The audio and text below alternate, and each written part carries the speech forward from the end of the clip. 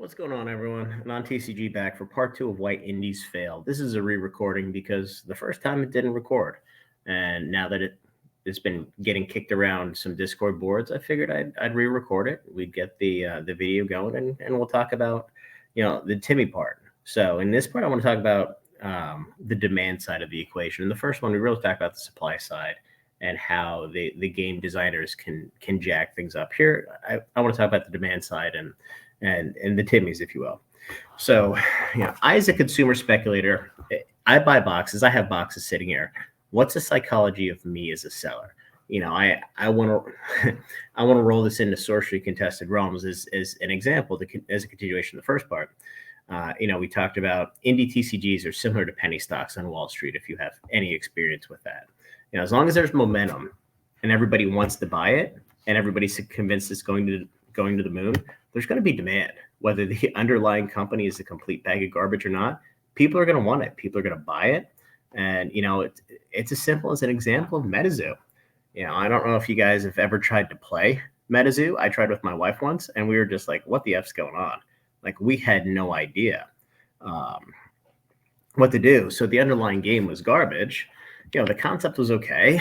The art was, whatever.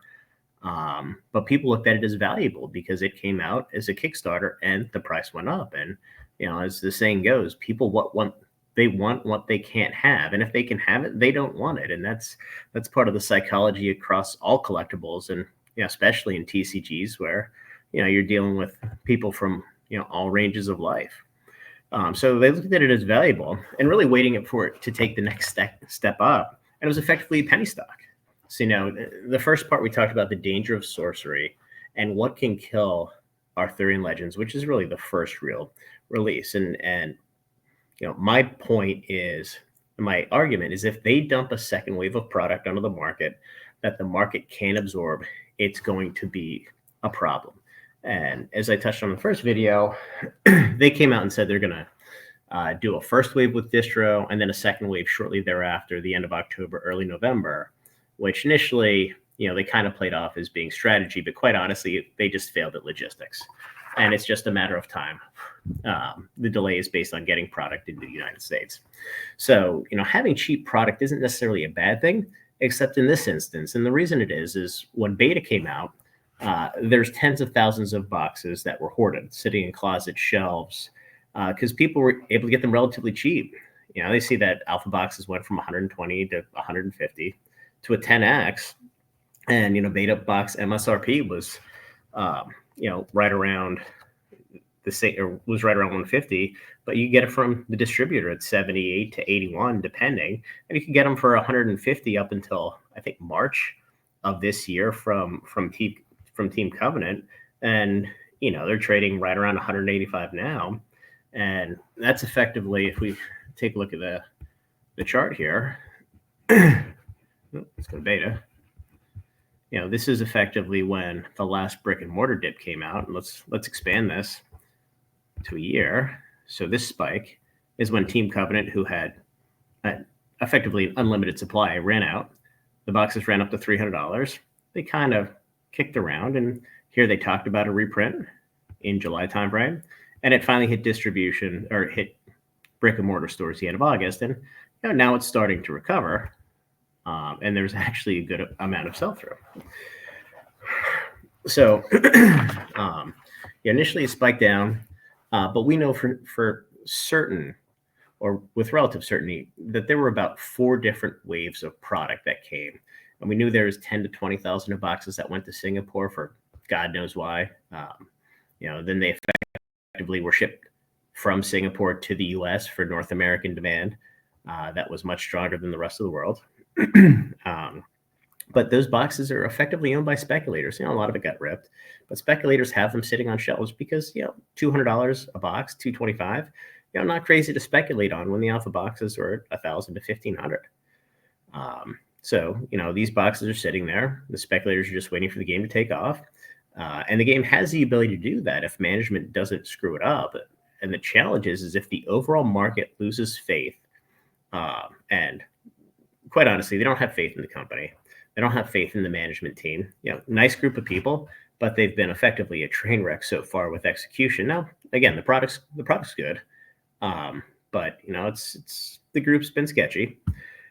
Again, at least today, the only reason why the market has any confidence, it has nothing to do with that. It has to do that the box prices have done nothing but gone up. So from a value perspective, people want the product, and this is exactly what we saw with Pt2.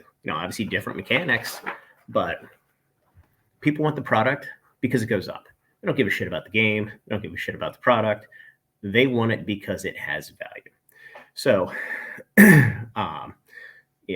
with Arthurian Legends, the risk is that momentum is going to be lost.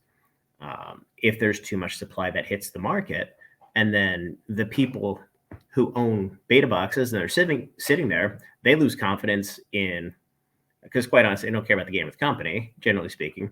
They lose confidence in the value of the boxes and the potential for it to increase, and then they start to dump the project, and it effectively, or the product, and it effectively snowballs in a race to zero. And I've personally experienced this with Pt2. If you look at Kickstarter, I wasn't in the Kickstarter, I didn't deal with any of the product, but the boxes ran up north of $10,000.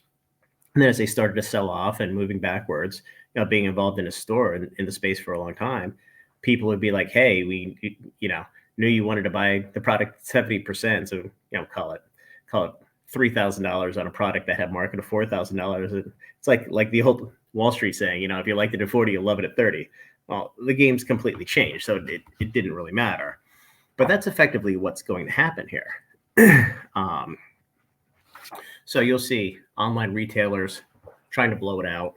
The TCG community isn't the most economically educated folks on the planet, so they'll look and say, "Hey, I could buy a box at 100. It wasn't 50. Great, I'll play." Not knowing it's going to 80, going to 50. So there'll be a little bit of demand, but the smarter Timmies will look at it and say, "This doesn't look so good, so I may as well get something while I can." And quite honestly, there aren't that many players. 300-400 hardcore players by my estimation. Just based on what goes to the events. There's probably a couple thousand, but ultimately there's not going to be enough player base to effectively offset that dump if the avalanche happens. And the other unfortunate part, and as we found out with the Flesh and Blood experiment, going a straight player game, players generally speaking don't have money. They don't spend money. Investors spend money, collectors spend money, but those aren't 18, 20-year-old kids living with their parents. So, let's getting back to the case study with Sorcery again. We don't know what direction it's going to go in. Now, it looked like they were going to dump product, then it looks like it's going to get delayed in talking to distro. The Arthurian Legends boxes are starting to recover a little bit. Now, granted, Gamers Guild, who I've mentioned on a couple calls, just dumped 100 boxes on here, or on a couple videos. So, I'm sure there's still pockets out there, but there's a decent amount of sell-through, and there's some demand, and the EV is starting to come back. But it's going to be a very interesting case study. And, to see if the consumer loses confidence and if it ends up being a race to zero and everybody gets slaughtered, or to see if they hold product back. You're going to have a bunch of Timmies just bitching about the price of the product. But, the MSRP of the box is $129. It's not like it's 50 and the boxes went to 150.